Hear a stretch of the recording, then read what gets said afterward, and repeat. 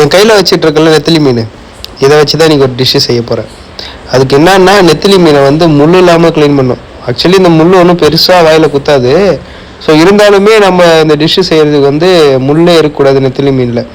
So clean பண்ண ஆரம்பிச்சிடலாம். எப்படின்னு சொல்கிறேன் பாருங்கள்.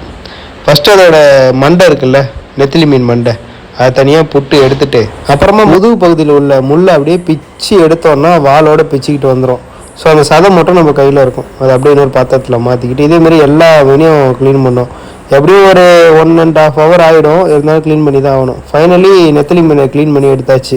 இந்த டிஷ்ஷு செய்கிறதுக்கு என்னென்ன இன்க்ரீடியன்ட்ஸ்னு சொல்லிடுறேன். மஞ்சத்தூள், மிளகாய்த்தூள், அதாவது வெறும் மிளகாய்த்தூள், அதுக்கப்புறம் சீரகத்தூள், மல்லித்தூள், அப்புறம் வந்து மிளகுத்தூள், வெங்காயம், தக்காளி, பூண்டு, பச்சை மிளகா, இதெல்லாம் நல்லா பொடி பொடியாக கட் பண்ணிக்கணும். பாத்திரத்தை அடுப்பில் வச்சுட்டு எண்ணெயை ஊற்றி வெங்காயத்தை போட்டு நல்லா பச்சை வாசம் போக வதக்கிட்டு, கூடவே பூண்டு, பச்சை மிளகா, தக்காளி இதையும் போட்டு நல்லா வதக்கிடணும். தேவையான